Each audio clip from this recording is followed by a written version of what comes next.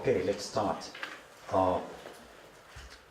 There seems to be some people falling out, but we had people registered from 14 universities, which, as far as I understand, makes every single university in Finland with a doctoral program.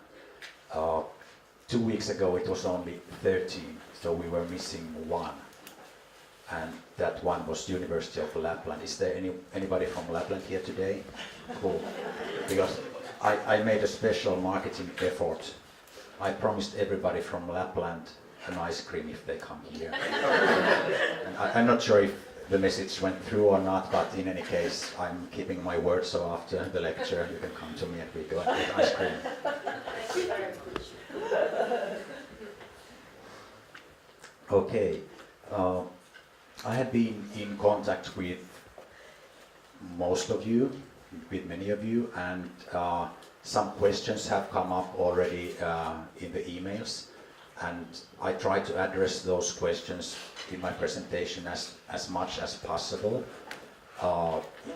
If some questions remain open, you can ask if we have time at the end of the lecture. I try to have some time for your questions. You can address them at that point, or you can also shoot me an email afterwards.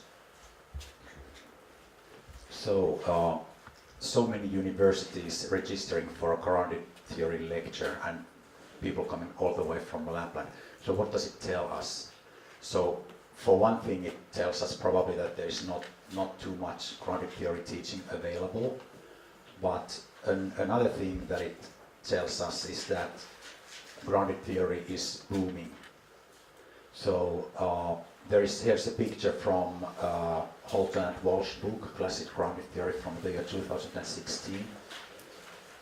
And it shows us that across all research fields, grounded theory publications have been strongly growing since early 2000, and that continues. So today I will be talking mostly about classic/Glaserian grounded theory. The reason it's called classic is that it builds on the classic work of Glaser and Strauss from 1967, the discovery of grounded theory. It's called Glaserian because, for one thing, Barney Glaser has been the one who has been building on the original version, and secondly because Barney Glaser actually introduced what I would say the preliminary version of grounded theory already 2 years earlier in 1965 in his paper The Constant Comparative Method of Qualitative Analysis, published in Social Problems. So with a small change it became a book chapter. And actually the very core of the classic 1967 book. But what is grounded theory then?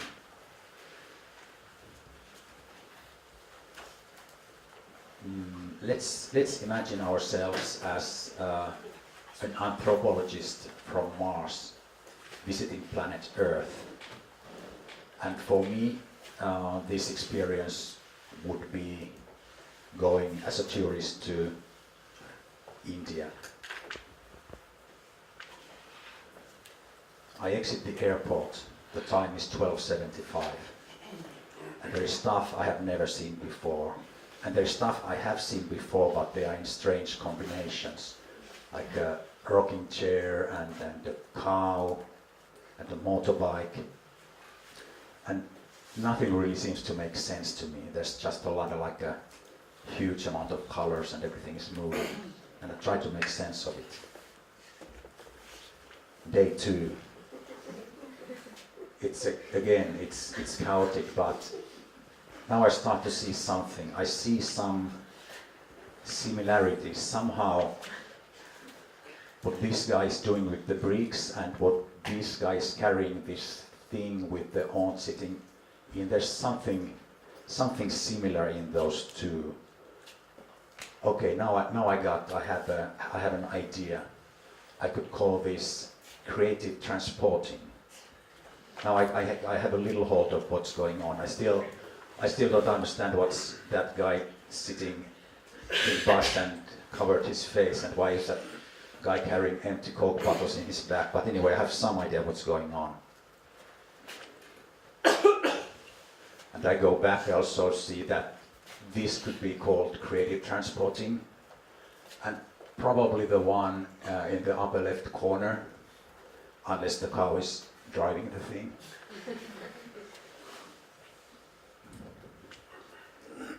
Day 3. It's same but different.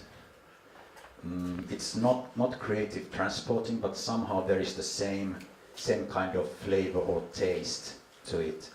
And it looks here like they are using stuff for new purposes. And now I get the second idea. They are doing creative repurposing. They are using motorbike for plowing field, etc. They are using a sandal to hold the mobile phone. And I go back, I think back, and I see that creative repurposing is indeed happening. For example, here too, the guy, you know, when you're falling asleep and then you make this ice fishing movement and you wake up, he has a perfect solution for that. And how not to drown if you cannot swim but you want to go to the ocean. The solution is there as well.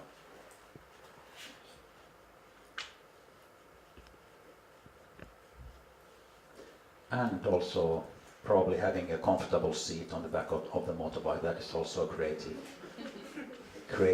repurposing. And something else,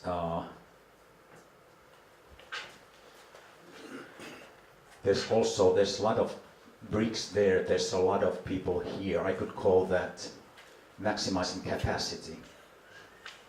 So now I would have two concepts or categories. I have creative repurposing and I have maximizing capacity. But I just I would like to make it like get a better hold of it. I still have the feeling that I'm not getting why. I don't have a full grab of it. And so I think again what it could be, what could I tell? Could I tell my friends like what's going on in there? And then I get it. These people, they are making do. And one subcategory of making do is creative repurposing, and another subcategory of making do is maximizing capacity. And it has various fields of where it can be applied. One of them is transportation, another one is agriculture, another one is home. And still, it doesn't explain everything, so I don't know what the crow is telling the cow there. Here I pretty much understand what's going on. What's up with the guy in the gorilla suit? I don't know. And why is the guy poking his eye with the knife? No idea. But to a great part, I'm kind of getting a hold of what's going on, and I can tell my friends in Finland or in Mars about it. And not only that, I probably start seeing making do everywhere. I go out of this room, I see making do. It's probably different than what it is in India. And by figuring out how it's different, I can raise the level to a formal theory. But by the way, there are some more people. So if you get a chance, you could move a bit like closer to the center of each row, kind of open more spaces on the sides.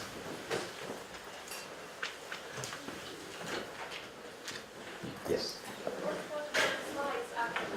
Oh yes, definitely. I will put the slides in the Dropbox, and if you don't have access to that, I can send you them by email.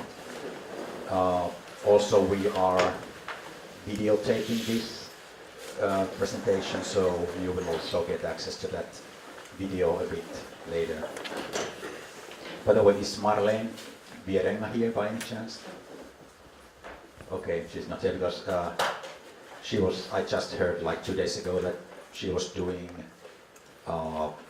research on entrepreneurs in India with limited resources, and I just wanted to tell her that any similarity is purely coincidental here.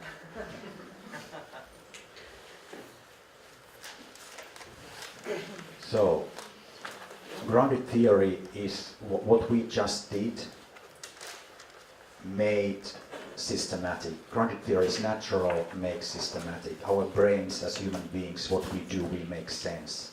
We see something we don't understand, we try to make sense about it. And we do this by observing, by finding similarities, and then giving these similarities tentative names, and then figuring out how these names or concepts relate to each other. This is what we do, and here we have the steps of a formalized grounded theory process. In reality, it's not quite as linear. So in grounded theory, you go further in the process, then you return back, and you kind of keep switching between the stages. But that is then something you will learn on practical level. It doesn't make sense to read too much about it. So let's jump right in.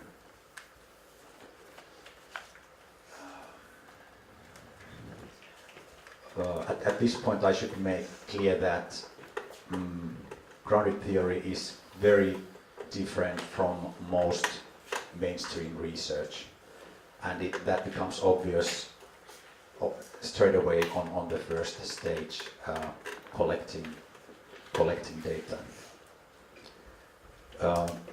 One way it's different from mainstream is that right away you jump into collecting data, so you don't do a literature study first. And also what you choose, kind of relating to this first thing, you choose the research setting or the phenomena where you go in to collect the data, the area of research. Your research question is very general. What's going on? What's going on in here? And so you could be going to startups, to emergency wards, you could study homeless people in Helsinki, but beyond that, it's just what's going on in here. That's the classic approach. And when you do this, you get practical relevance. You get to the point what is relevant to the people who live in that reality, what kind of issues they have, and how they are trying to deal with these issues. And one good thing about this is that people, generally speaking, they love to talk about their issues. So, for example, in my own case, in my own dissertation, I was doing research on entrepreneurship, and a lot of times my interview question was not actually a question. I just told somebody I'm doing a PhD about entrepreneurship, and then the person just starts pouring out, and I'm a big ear. Of course, later in the process, later in follow-up interviews, I then have more specific questions, but that's the starting point.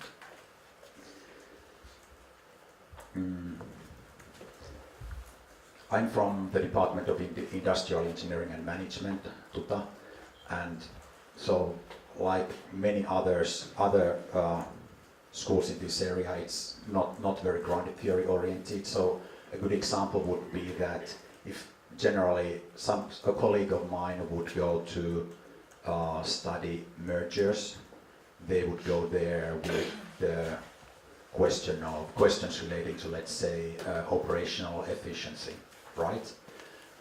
And then again, if somebody would go there with a grounded theory approach and ask what's going on in here, I think many of you have lived in situations where there have been mergers, also like here in Aalto University, typically followed up by YT-neuvottelut, people are being laid off. I can assure you they are not much concerned about operational efficiency, they are more concerned about, generally speaking, about keeping their jobs. And that most probably grounded theory research would then go around those areas.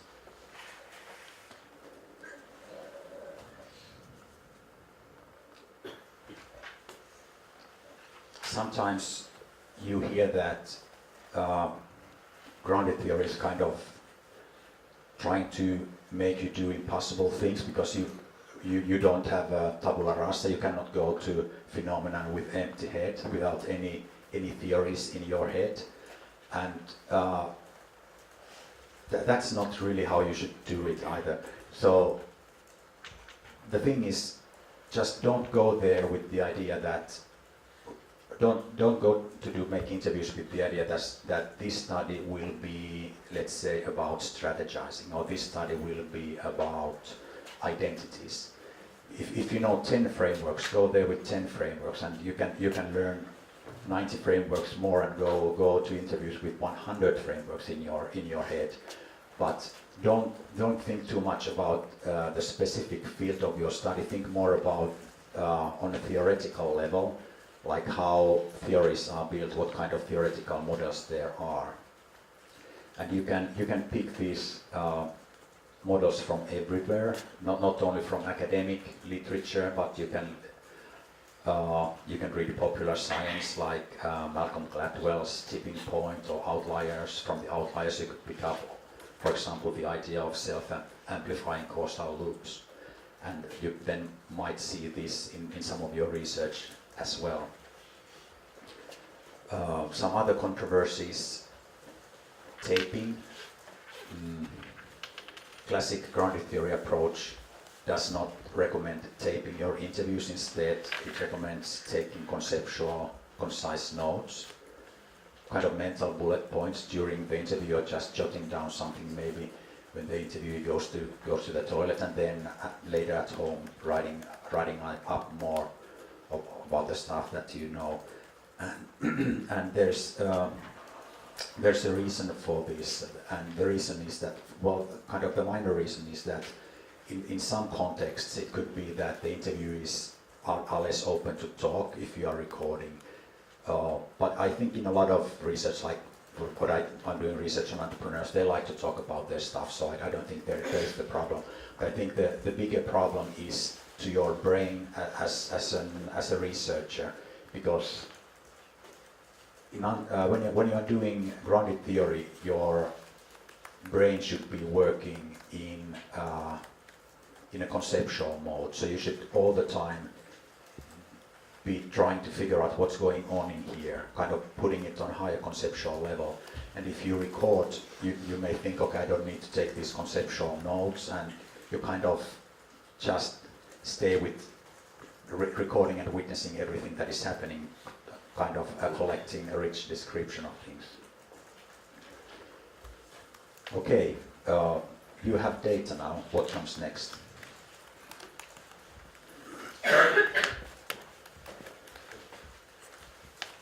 So you remember when we were looking at the pictures from India, what we were doing, we were finding similarities. So this is what is happening in the next stage, which is coding or open coding. So we are comparing incidents, kind of small happenings in the data. We are finding similarities. There's something here that is similar to that. We are then naming these similarities, and we get candidates for concepts, and when those codes, when they then kind of get stabilized, then we have concepts. And this is how we are starting to see patterns in data, and this is how we are bootstrapping a new theory. And it goes without a pre-existing coding scheme.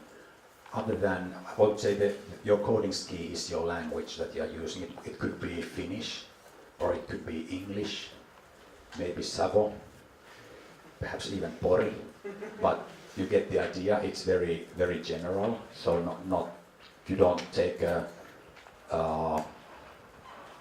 like a identity coding kit with you. If you have read some grounded theory literature, you have probably seen that data should be coded line by line, and you might be thinking, oh, what the heck is that? What does it mean? And it kind of the reality is that a lot of times we work with transcribed interviews, and coding line by line there does not necessarily make a lot of sense. So that saying that data should be coded line by line, that kind of applies to more to the conceptual notes that you are taking during interviews. But if you have kind of fluffy interview data, I would say more it's about comparing incidents to incidents, so kind of small happenings in the stories, you compare them to each other. Excuse me. She was ready. Ah, sorry. I was just wondering, is there a certain format that the documentation must happen in the open coding? For instance, You mean how open coding should be done, or how the data should be collected? how open coding should be documented? Okay, there is. You just need to find your own style. So, well, I'm sure Barney Glaser probably has a paper and he jots like something on the margins. I'm slightly more civilized. I use Word document where I just put the codes as block letters in there, but I'm not as civilized as to use any like a coding software like Atlas or in Vivo, because I have tried, but I think there are some problems there as well, because they kind of encourage you to code everything. You get a kind of neurotic satisfaction when you are completely coding everything and seeing how many percentage for this code, how many percentage for that code, and that's not really the point of coding. So basically in coding, when you saturate a code, you have seen it enough, yet you have created theoretical ideas about it, you should stop coding for that one. So for example, would a mind mapping software work? If I can choose my own style? Yeah, anything that works for you. Mm-hmm. So the idea is just, I think what is important there is to, well, I'm jumping ahead a bit, but coding as themselves is not important. Codes as themselves are not important. The really important thing is the theoretical memos that you write based on those codes. And when you write those memos, it's important that you you connect them with the data points that created those inspired those theoretical ideas.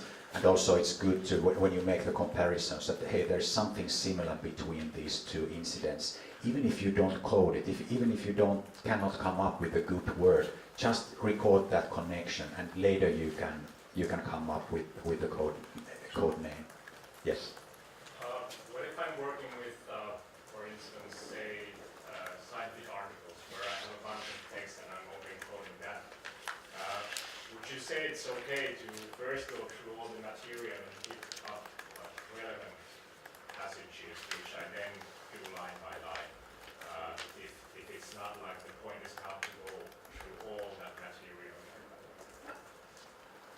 Or is that already forcing some like preconceptions on the data?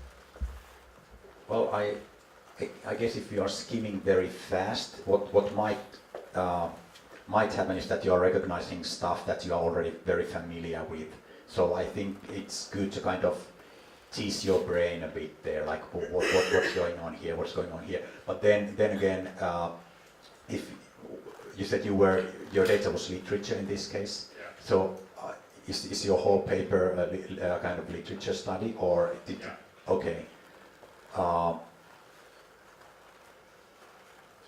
Yeah, then I would take that like any data, and I would not go rigorously line by line, but kind of tease out your brain a bit. Kind of, is there something here? Is there something here? Yeah, share go through all the data. Right. But like it's okay to be selective already in the first phase, even though you're doing own coding because you have so much material. Right, right. Yeah, just try to make sure you are not you don't go there with an idea of existing framework and then just start filling that framework. And also, if I think something that naturally happens when you're looking at data, whether it's interviews or literature, you may note there's something funny here, and maybe similar than that, but just something funny. Also mark that something funny somehow, even if you don't have a name for that yet. But it's kind of sign that might relate to, kind of be central to your findings. Oh, where was I? Okay, so kind of the basic question is, what concept do these incidents indicate? So you see the similarities and then you figure out what kind of tag could I put here, what could be the name for this? And then when you have a name, let's say in the beginning we have creative transporting, then you also can start comparing incidents to this code, kind of does this apply here or not, it's somehow different, etc. And that may result in kind of refining the code, maybe splitting a code in two or merging codes. And then you also start, when you have many codes, you start comparing them with each other. Are they the same thing, different thing? Should they be clarified somehow? So that is the basic question. What concept do these incidents indicate? And let's say you would look at the truck with a huge lot of people that you might code that as overload, let's say. Then there's another question that kind of encourages you to pump up the level of conceptuality going towards a theory. That question is, what is actually going on in the data? And in this case you could say, it's overload, but what they are doing is maximizing capacity, or they are repurposing, kind of moving away from the descriptive level. And then ultimately you are asking yourself, what is this a study of? Like in our case, we came up with the idea that our visit to India, that was a study of making do. That was the issue there. People were making do. And when you get to this point, that making do, that issue is your core category. And then you are ready to move to the next stage, which is selective coding. So in selective coding, you focus on the core concept. Like this is your kind of budding theoretical framework. It looks like a bunch of paper clips, but it's a theory. And what you do when you have a core concept, and this is very typical to classic grounded theory, having organizing your theory around one core concept, you kind of pick one. You pick one concept and make that central, and everything else kind of organizes around that one core concept.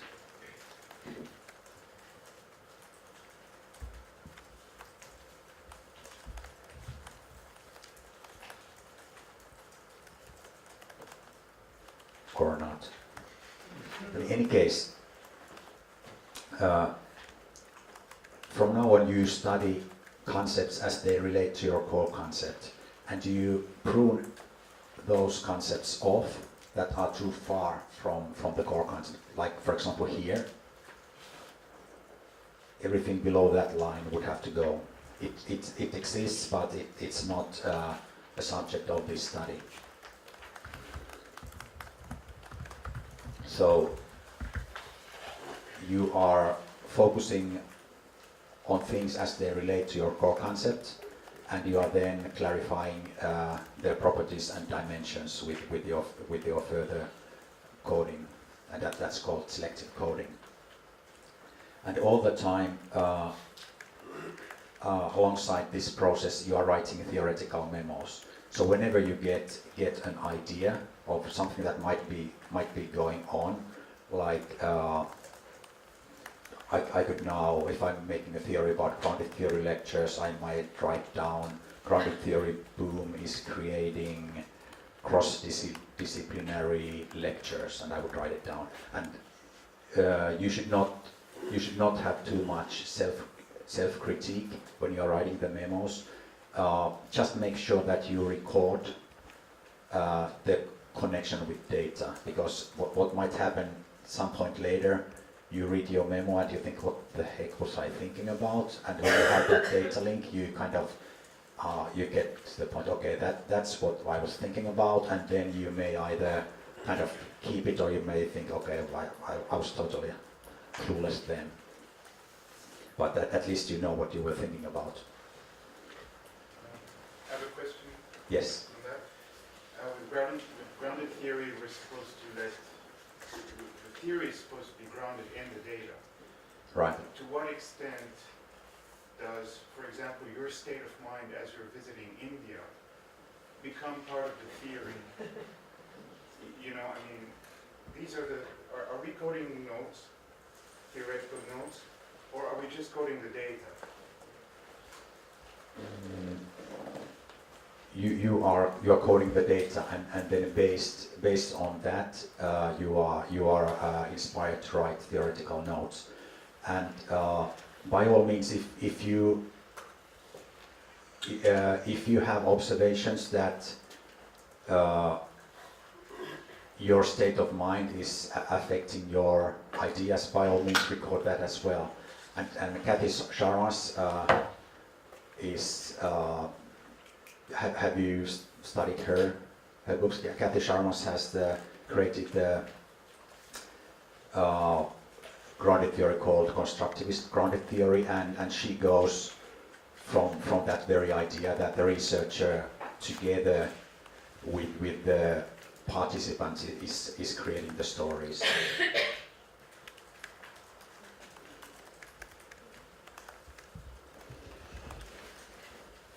And while you are selectively coding, another thing that you are doing is theoretical sampling, and this is probably something that most of you have heard, so it means something else than statistical sampling. It means purposeful sampling. So you go to where you will probably find your data. You're not trying to kind of explain the general population. You are trying to explain a concept.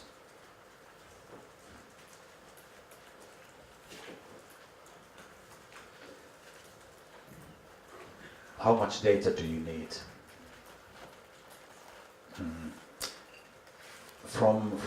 Purely from the grounded theory point of view, not necessarily that much. I mean, we have this India example, but let's get to real life of many of us. Like you have friends who get a baby, or friends who build a house, or friends who divorce. Sometimes in this process, how many of those friends do you need before you start seeing some similarities, some patterns that kind of keep repeating? Probably not 50, probably not even 10. So I would say that the amount of data that you need is probably more relating to your research field and to the journals where you want to publish. But for grounded theory, you need enough data that your concepts saturate. That means that you get kind of the basic theoretical ideas of what is going on there, and then at some point nothing new more comes, and if the day kind of you make another interview, it's like I've heard that already, it's getting boring, it's just another way of telling what I know already. That is saturation, and in grounded theory that is enough. Yes? Just a very practical question. I'm doing my research along full-time working. So is it okay to take, and I'm using interviews as data, so is it okay to use the recordings just to sort of get back to what I was thinking with them? Because otherwise it's very difficult actually to combine. It's okay, but don't tell Barney Glazer. Okay. No, a lot of times I do the same. So I partly for the idea that I'm not transcribing. For one thing, I hate it, and I don't have money to pay for it. Yeah. But I can use the tapes for theoretical sampling, just listening through and do some more theoretical notes, right? So that is possible, and also in my field, a lot of journals would not officially, but kind of unofficially require that at least some of the data is recorded. Yes. When you start to conceptualize your data and then you realize like all these concepts actually kind of belong to your theory, existing theory already. So how should you go about with that theory?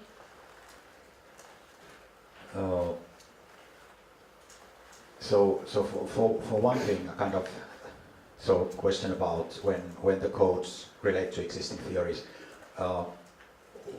Well, kind of two answers. One thing, when you are coding, it's good to avoid coding words that have a heavy backpack, that heavy package. They are kind of owned by some theories or theorists. Kind of use kind of more normal languages, normal words of the language. But then at the later stage, when you notice, and we are kind of jumping ahead a bit in this grounded theory process, when you notice that, hey, this theory that I created, it actually closely resonates with this other theory, at that point, yes, you should connect them, like in the discussion section. Did that answer? Thank you. I have a question regarding the data collection. If you rely on collecting observations, human observations, in a way you could question what is the validity of that data, because you might have already some bias. You might be already paying attention to a certain amount of things because you have something in your mind. So how this affect the validity of the following theory, or how you ensure that what you're proposing is something that it's not the result of a lot of bias that you can have from the very beginning?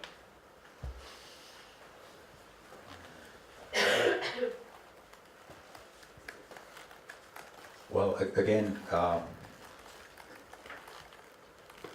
kind of general answer. It's good. You can try to record like what is your position, what you think about what you see. But again, like that would be, I guess, moving towards the constructivist grounded theory, and Barney Glazer's take on that is that if I'm part of constructing the thing, it's possible that also that should emerge. Like it should be my own observations about myself creating part of that.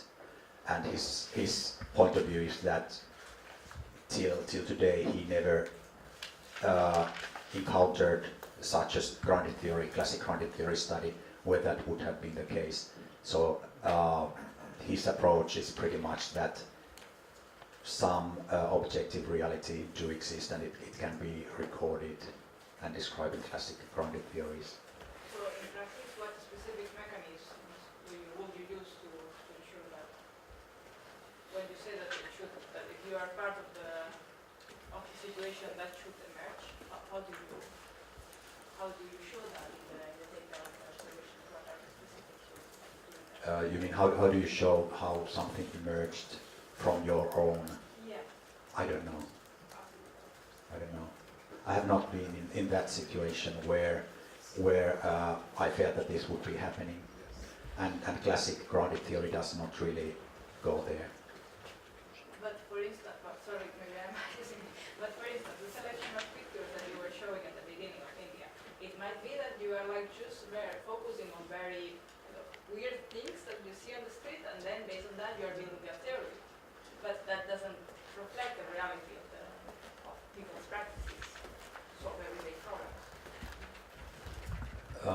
it does not have to reflect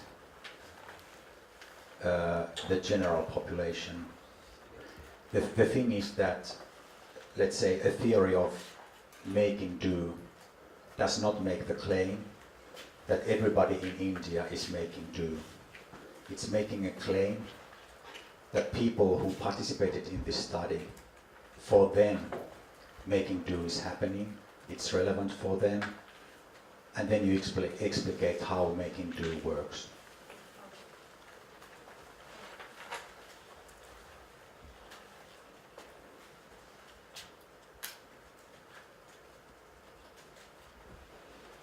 So, when collecting new data gets boring, it's time to move to the next step, next stage, which is sorting.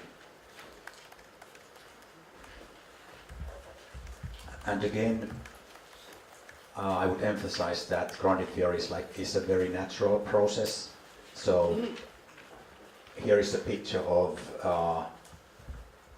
me sorting memos on some table.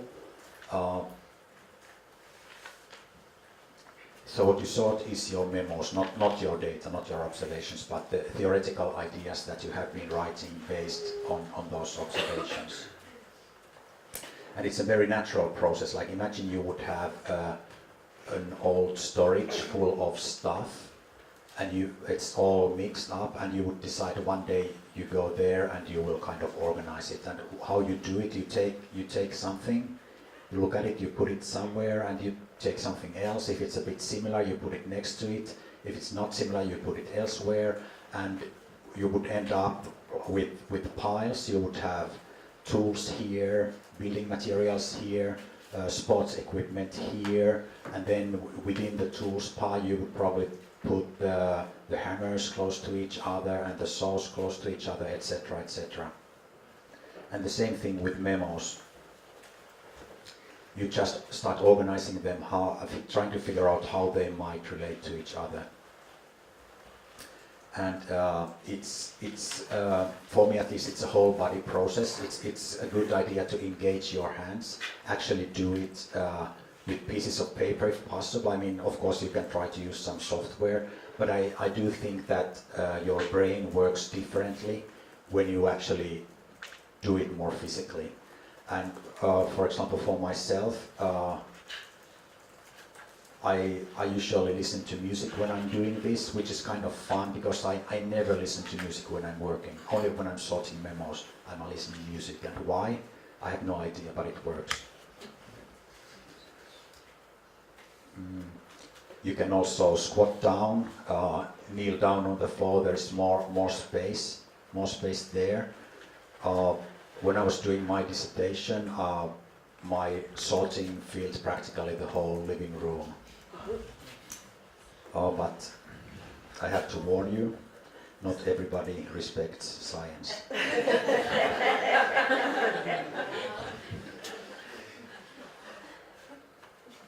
So your memos will go into piles, into constellations of groups. There could be one group that relates to maximizing capacity, another one that relates to creative repurposing, and then you could have areas of application. Here is memos relating to making do at home, making do in the transportation, making do in agriculture. And you kind of keep organizing your memos there. You may also divide your memos, actually physically take scissors and cut up some memos and take adhesive tape and connect some memos to each other. And you get to see how ideas relate to each other. And kind of you're starting to see a bigger picture. And when you get the idea of how things relate to each other, how concepts relate to each other, again you should write memos, you should record these ideas. And the ideas of how concepts relate to each other, they are called theoretical codes, theoretical coding. And there is a little bit of confusion about what theoretical coding means, and part of that confusion is that Barney Glaser himself in his 78 book, Theoretical Sensitivity. Let's see if I have it. I have it here. He was in love with the word theoretical, and everything was theoretical. I'm reading the contents. Theoretical pacing, theoretical sampling, theoretical coding, theoretical memos, theoretical sorting, theoretical writing. I think you got the idea. So at that point he was calling, for him all coding was theoretical coding, but then later he has developed this kind of division that, and made it more clear that the coding that is close to data is called substantive coding. It kind of conceptualizes what is going on, and then how concepts relate to each other. It's called theoretical coding. And then within substantive coding, there was the open coding, and then there is the selective coding.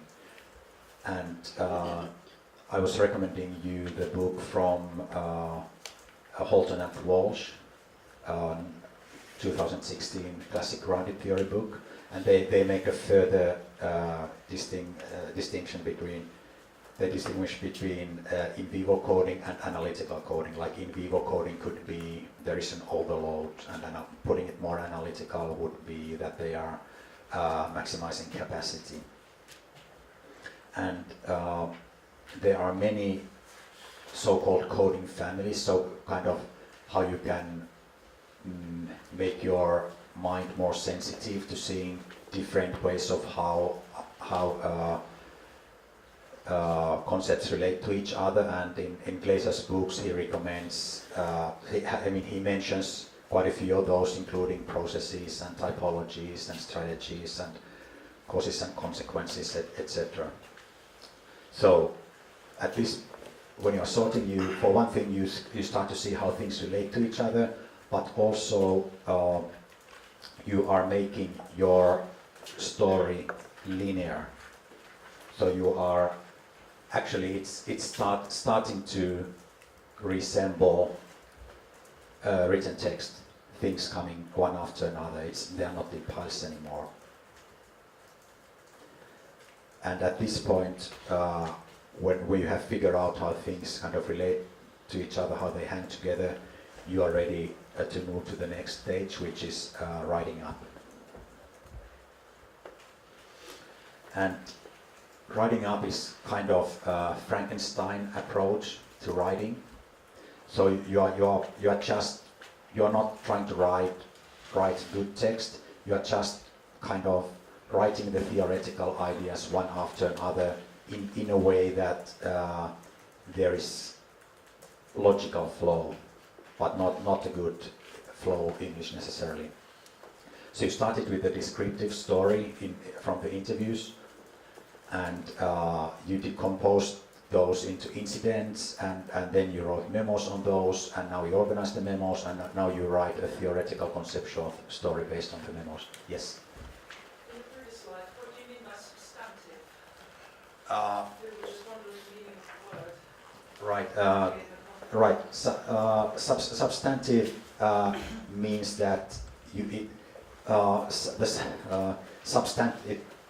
it relates to substantive field. So the area, substance area where what you are studying. So it just means coding close to the data, coding close to the substantive area.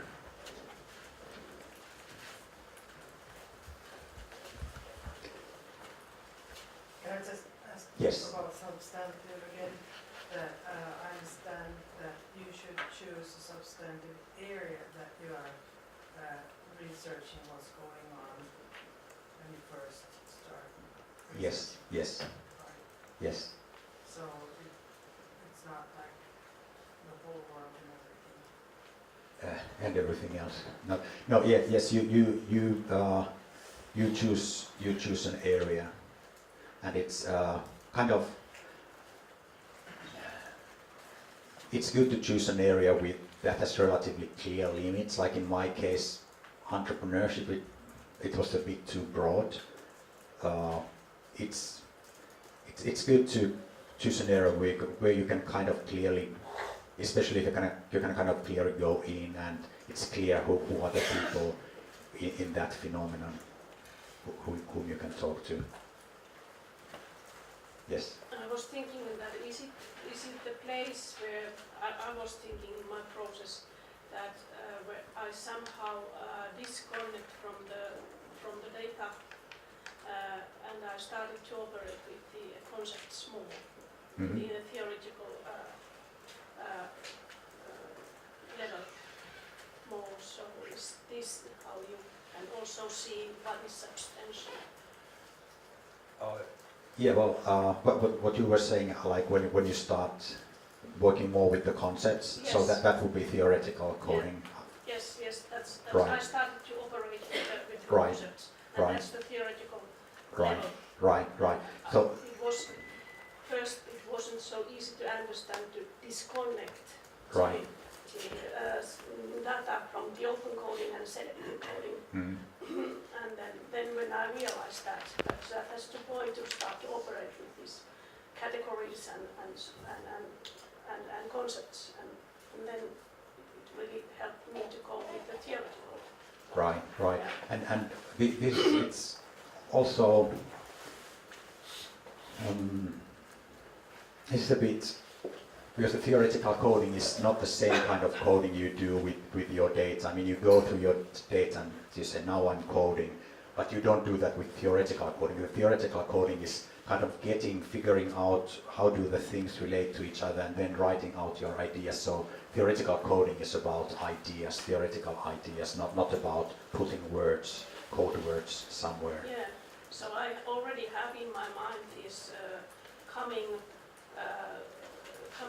substantive from the theory in my mind, the ideas. Right. So and then when you Because of the memos. yes, and the more you create new ideas of how those memos relate to each other, the higher the conceptual level then becomes. Okay, so now this is the way you are doing the write-up, and actually, if you read some of Barney Glazer's books, you will notice that there are quite a few typos in there. It's not even the final products are not in good English, and I have been going to quite a few of his workshops and seminars, and I once mentioned him about it and asked if I could offer him some proofreading of English, and he just said that, Markko, that's elementary school stuff. So he doesn't care. He's very much into getting to a high conceptual level, but the fluent English doesn't matter that much. That's his attitude. But so what is you should forget about the good English, but you should stay conceptual. And I think that this book, Awareness of Dying, which was the original study of cancer patients in the hospitals in 60s in the United States, where they created this methodology of study. And I think this is a good example of conceptual text. Chapter 3. In American hospitals, frequently the patient does not recognize his impending death even though the hospital personnel have the information. This situation can be described as the closed awareness context. Providing the physician decides to keep the patient from realizing or even seriously suspecting what his true status is, the problem is to maintain the context as a closed one. Later, assessment management.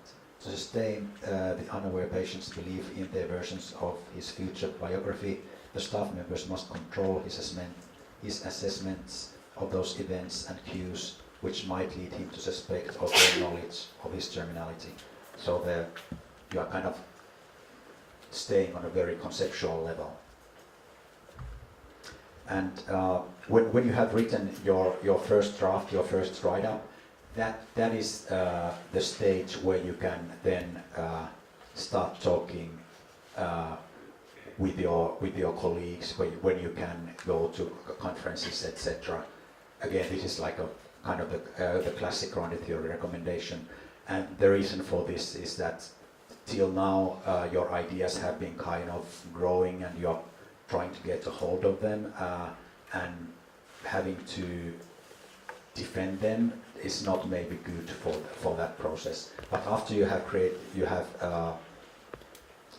written your first draft, it's okay to start sharing that with colleagues and okay to start reading literature relating to that area.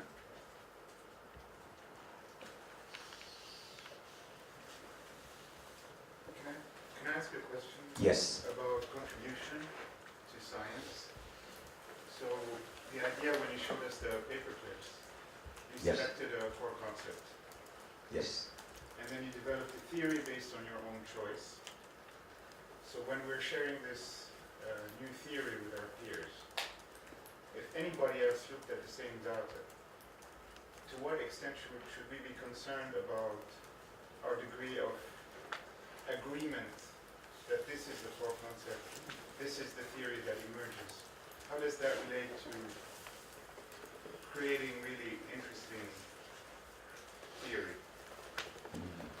So the question is, okay, the thing is actually that, so could I kind of rephrase that? How do we know that this was actually the thing that was in the data, or kind of the central thing? Ultimately, it does not matter.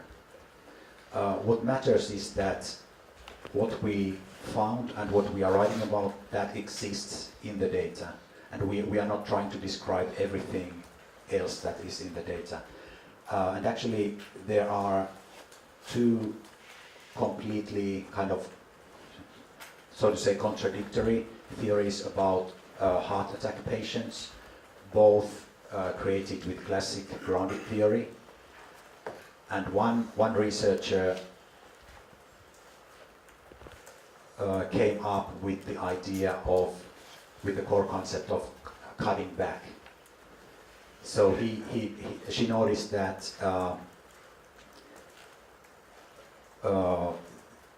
heart attack patients, after the heart attack, they are kind of cutting back their activities. They are trying to do less in order to avoid a second heart attack. And that became a theory of cutting back. And another research, I think she was Kathy Sharmas, who later developed the constructivist grounded theory. She came up with the core concept of supernormalizing. Supernormalizing means that you don't want to show that you are sick. You don't want to admit that anything happens. So you're even more normal than ever. You are training even harder than ever, just to kind of hide that you were hurt. And both of these, they exist. Some heart attack patients are cutting back, some are supernormalizing. But can you imagine if these two researchers would have been in the same project and kind of checking the coding all the time? I don't think they would have come up with these theories. They probably would have just stalled, or the other person would have left. So that's the thing. In grounded theory, you are kind of not trying to record the absolute truth about that population. It's ultimately a study of a concept. And what you say is that this concept exists in the data, and this is how it works, and it's grounded. And you can see the data links to your memos. Yes? Can you then make any claims about practical implications based on grounded theory analysis?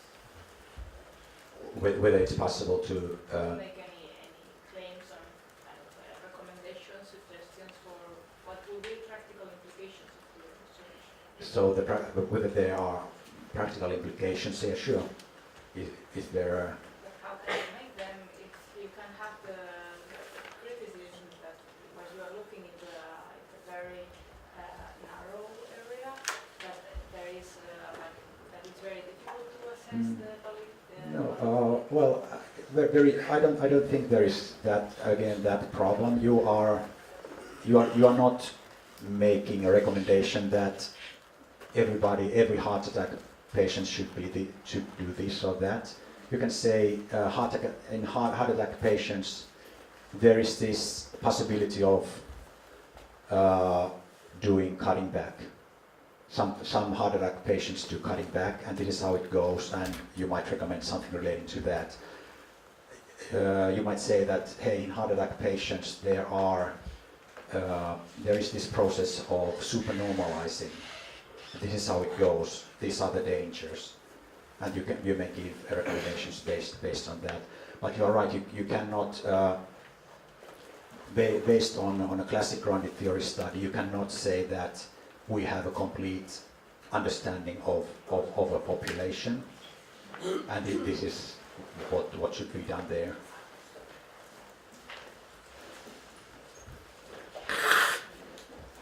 So now we are in the step 6 literature review. So now, based on your emergent theory, you can choose the relevant literature. Now you can read literature, and the idea is not to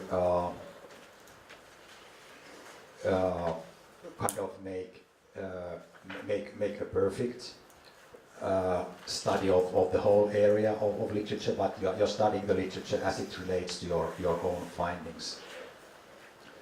And the reason why in classic grounded theory a pre-study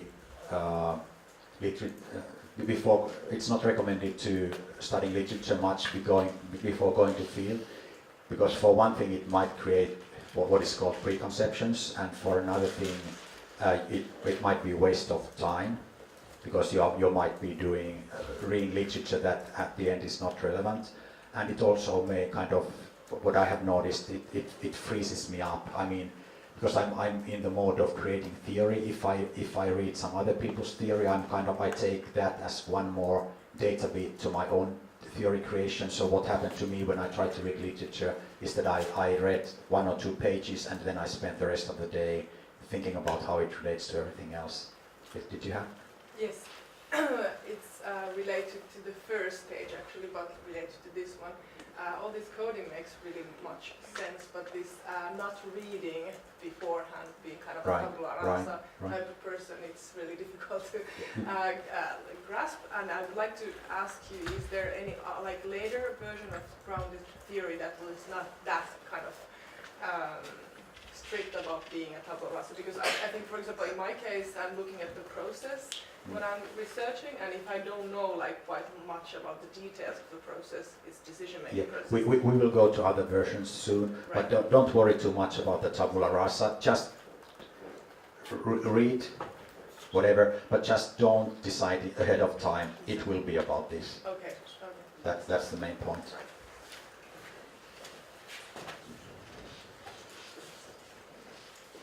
And then when you are reading literature, again you are writing memos of how this piece of literature might relate to your work, and also you are getting new ideas, new insights into your own data. And it actually might be how they are writing about it, and you are all the time, you keep writing new memos, recording new ideas. And then the next stage would be resorting. It's kind of iteration. So what I do, I just print out my first draft. I actually physically cut it in pieces, and I resort those pieces. I take my new memos, I sort those memos, kind of intertwine them with the old text. I take my memos from the literature that I wrote relating to literature, and I organized them, and that becomes my literature section and part of my discussion section. And the cutoff rule here is that when you keep kind of reiterating, is that of theoretical completeness, where the theory explains with the fewest possible concepts and with the greatest possible scope as much variation as possible in the behavior and problem under study. Though the analyst perhaps could do more if he had more resources, his theory does explain sufficiently with concepts that fit work, have relevance, and are saturated. And this kind of brings me back to the previous question: how do we know if we did not leave something out? If we're just kind of focusing on some small area, which is maybe due to our own preconceptions. Well, theoretical sampling is very much about that, focusing on specific areas. So in grounded theory, we are by purpose leaving stuff out. And a lot of times we could know that there's actually this other thing that is happening as well, and we can come back to that later with another study. Take that as a core concept and start getting new data and start code selectively around that one. Final stage, publishing.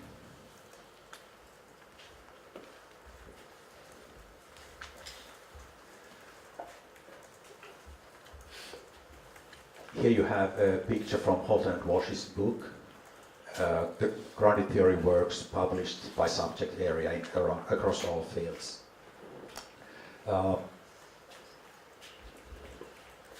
Interestingly, you can see that if you add up these pies, it makes 150%. I don't know if you have seen the movie, this is Spinal Tap, where the guitar amp volume goes up to 11. Well, in grounded theory, the pie charts go up to 150%. Or it could be that some of these papers are in two fields, like Glaser's book, Awareness of Dying, that was both sociology and nursing. Oh, by the way, is there anybody from medicine or nursing here today? Yeah, I figured that out. That's interesting because globally they are very big, almost half of all the publications. In Finland, for some reason, there was not that much interest. So, how to get published depends a lot on the field. Glaser says basically nothing about this in his books. Holton and Walsh say a bit more. Management, where I work myself, it is a challenging field. There's little grounded theory publications and almost practically none with actual classic grounded theory approach.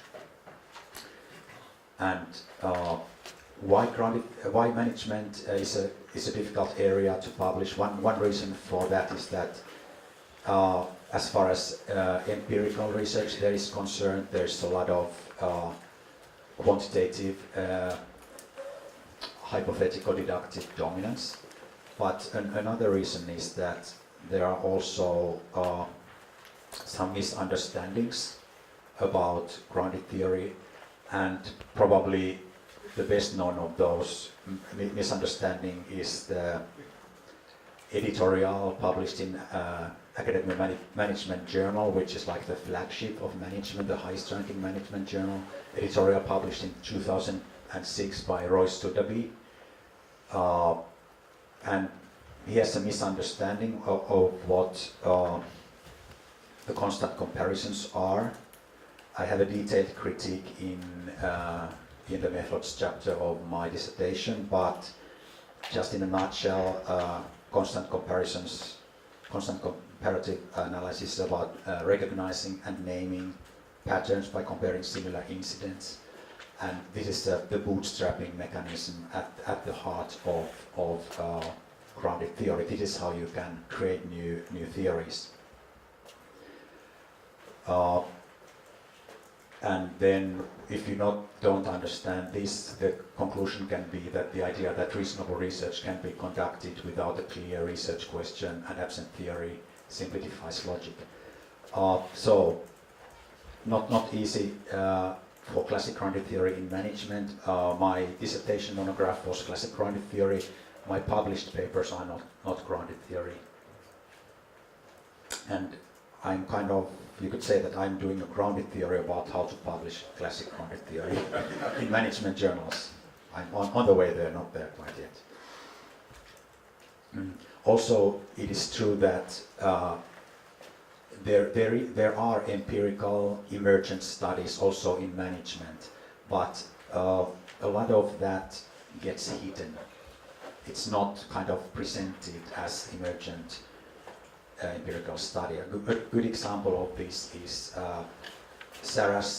Saraswati's paper about effectuation that was published in 2001, and I'm not, probably most of you don't know the theory of effectual logic of entrepreneurship, but the idea is that she actually noticed when interviewing experienced entrepreneurs that what they did was just exactly opposite to what they were teaching in the business schools. So they did not have the top-down, like creating a strategy and figuring out where to go, where is the market gap, and then going there.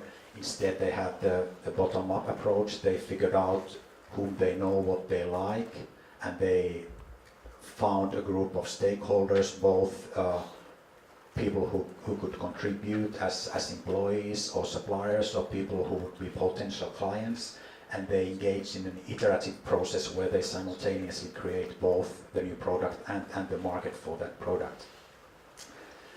And that was magnificent, and she could not publish it. As an empirical paper, it did not get published. And then in 2001, she offered it as a conceptual paper with kind of philosophical thinking. Let us imagine that there would be an entrepreneur who would do this very philosophically. And she offered that to Academy of Management Review, another flagship journal in management, and it got published. And even then, one well-known colleague called that an editorial mistake.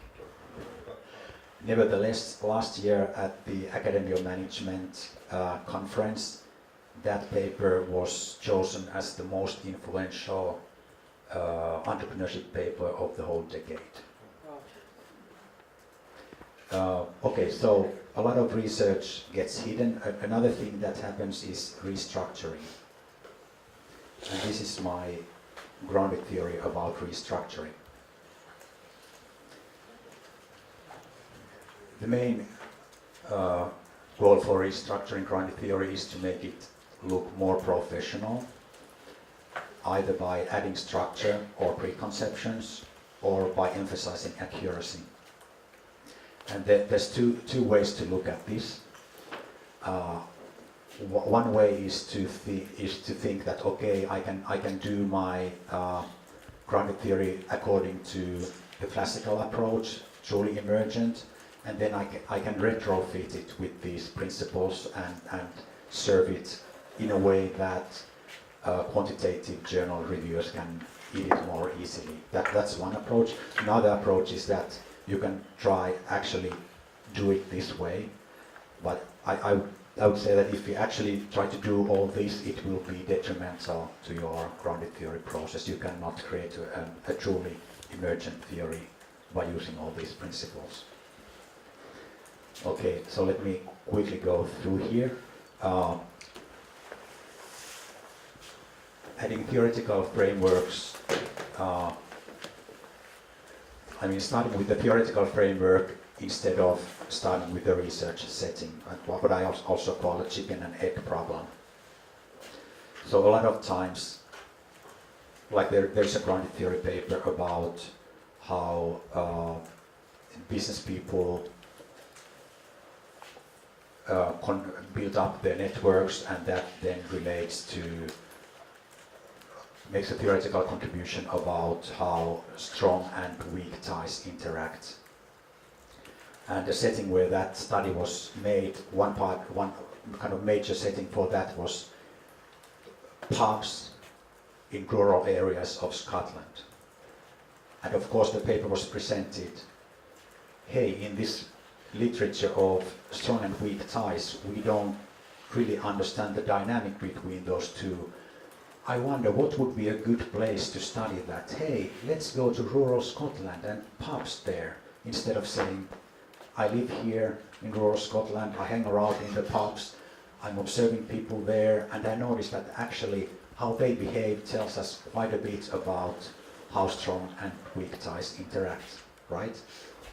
Again, you can retrofit this, you just need to figure out what you kind of need to choose your fight. I'm sorry, just to clarify. Right. So, which way should you do it? Well, if you do, I didn't get it. I kind of leave it up to you. But in classic grounded theory, you choose the research setting. In classic grounded theory, in a perfect world, you could write, I just ran into this phenomenon. I live in rural Scotland, I hang out in pubs, and I noticed that there's this happening. I started to study it kind of more rigorously, and I noticed that it actually tells us quite a bit about this weak strong ties theory. But practically, most paper would probably like it to serve it the other round. Hey, there is a theory. So the first is not acceptable. Um, It's ideal, but not acceptable. Well, you kind of need to figure it out. But I mean, kind of going the theoretical framework first is what most journals are presenting. And so probably that also is what most journals want to have. But also, maybe it would be nice to change that at some point. But I'm just saying, in most journals, the theoretical framework is served first, and then the research setting is presented kind of as a consequence of that. We selected this research setting to have a theoretical insight for this phenomenon, for this theory.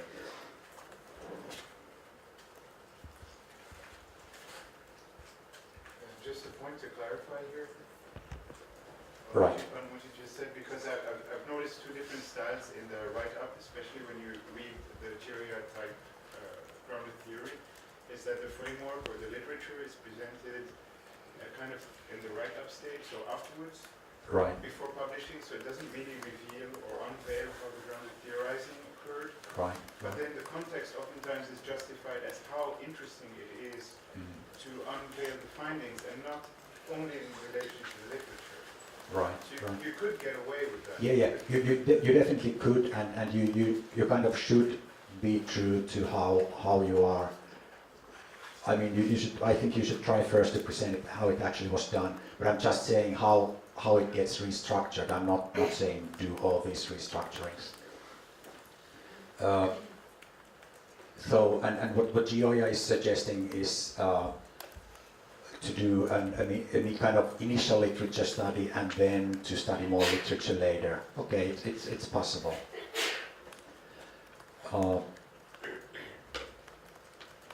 But the thing is that you still might be losing time. Like there's some examples that Barney Glaser just loves to tell in his workshops. One of them is about steeplejacks, which are those guys working on high-rise buildings, doing some maintenance work, construction work. And a researcher went to that study with the idea that this will be a study about risk-taking. So he studied the concept of risk, literature on risk-taking. And then when he actually went to do the interviews, he noticed that early in the morning, what these guys were doing, they were drawing lots. Who gets the longest straw gets to select the place where he works. And he thought, okay, he wants to take the least risky place to work. BS. He wanted to take the window with the best view inside. So it was not about risk taking, it was about voyeurism. And the study, I think the study's name became strategic positioning. So this can happen, but reading some literature, just don't decide this is what I will find there. Then another place for retrofitting, you can have specific research question and kind of ahead of time, and that will ruin your classic grounded theory approach. Or you can kind of retrofit. You come up with a theory, then you figure out what would have been the right research question for that. Again, some risk there. So a reviewer may say, oh, for this research question, you should have chosen another methodology. I have been there.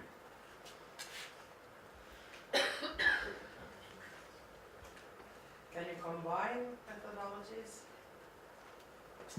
Well, one thing that is actually there, at least the last thing here, adding a secondary study for verification. That happens, kind of a quantitative study to verify some of your findings. I have not done that. It's possible, but I think it's kind of not an optimal thing for two reasons. For one thing, when your brain is working in discovery mode, it's kind of difficult to switch it into verification mode. And for another thing, I think it's just unfair. I mean, those people who are testing hypotheses, you don't tell them that, hey, you should actually first have an empirical study to have an emergent hypothesis that you test. So it happens, but I'm not sure if that's a good thing. I just kind of ran through because we have, I guess, 8 minutes more. So you may have specific interview protocols recommended by Gioia, specific research questions also recommended by him. Fixed coding schemes like Corbin and Strauss. In the older books they recommended something like axial coding, which could be seen as one particular theoretical coding family. And then about emphasizing accuracy, I think the kind of central thing in Gioia's approach is showing the data structures. Again, you can retrofit that, but it might be a bit difficult because your theory might not be that linear, and also it's suggesting a kind of linear temporal build-up of your theory, of your process, which is not true because you were kind of switching back and forth. You may have visual models, but they are, a lot of times they are a cop-out for actually reading, somebody reading your paper, and you may have comments based only on those visual models, noticing that this person never actually read your work.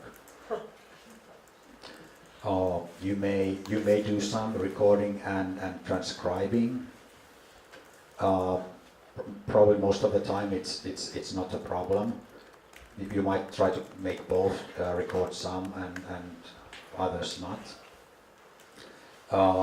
Same thing with detailed description. It kind of you can get that from the recordings, but again, it kind of switches your brain to descriptive mode instead of putting it in conceptual emergent mode. If you are completely coding, again, you go away. You switch your brain away from the mode of creating new theories.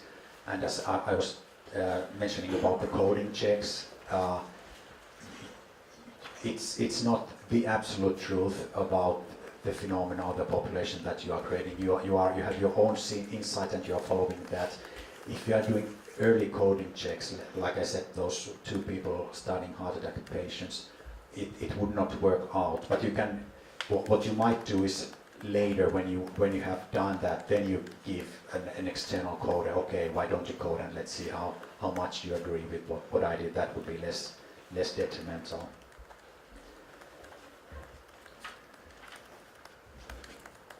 And I already mentioned about the secondary study for verification. So in an ideal world, it would be enough when grounded theory has fit, relevance, workability, and modifiability, but it doesn't have to be verifiable, because ultimately a grounded theory is an integrated set of conceptual hypotheses. It's not something we have verified, it's something that can be verified with other studies. Fit means that the concepts that we use, they can actually be seen in the data. Relevance means that it's relevant for those people in the phenomenon themselves. It's relevant for them. It's not necessarily relevant for your colleagues. Workability is that your theory actually is useful. It can explain what is happening, interpret what happened. It may predict the future as well. And as more data come in later, you can modify it. This is the central ideas of validity in grounded theory. Can I just ask a question about, yes. Recently in a lot of journals they're starting to say they'd like you to put your data into their system so that other people can come and check. Right.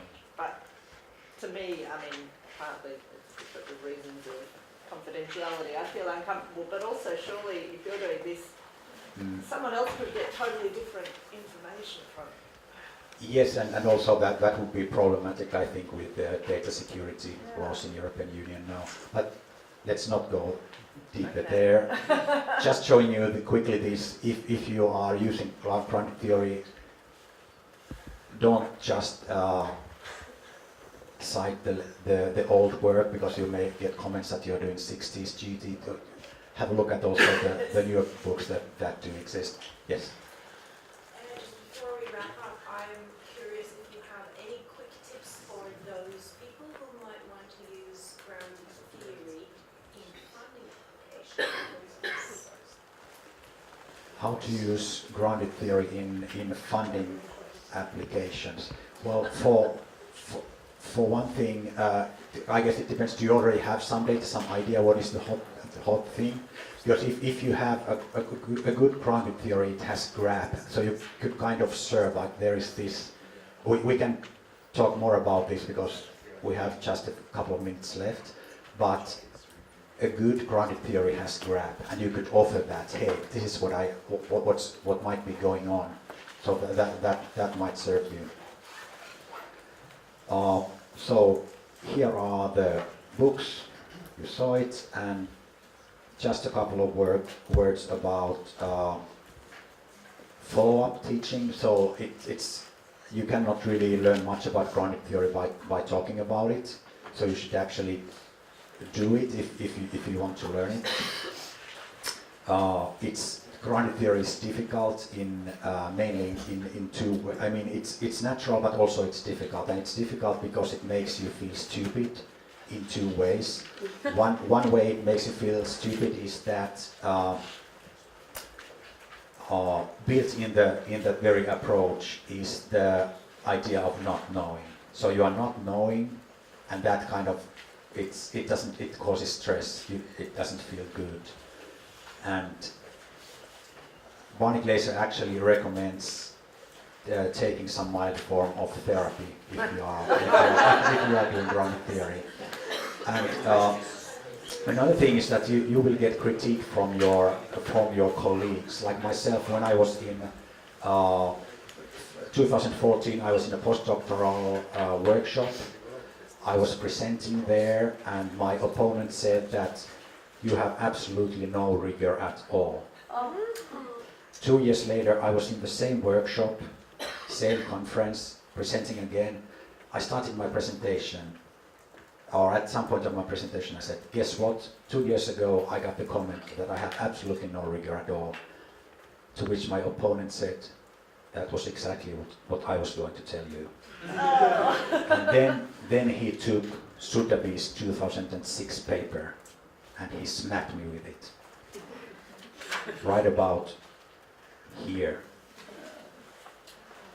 Just figure of speech. So you kind of, if you're using a method that is not mainstream, you kind of need to have the strength to put up this kind of thing. And that's one thing why the workshops are good. You will get some peer support, you will get some ideas how to get around all the challenges. And after this session, if you are interested in workshops, we could just quickly gather before I go to buy ice cream for those from Lapland. Or if you don't have time but you would be interested, just send email to markko.hämäläinen@aalto.fi. That's me. Thank you.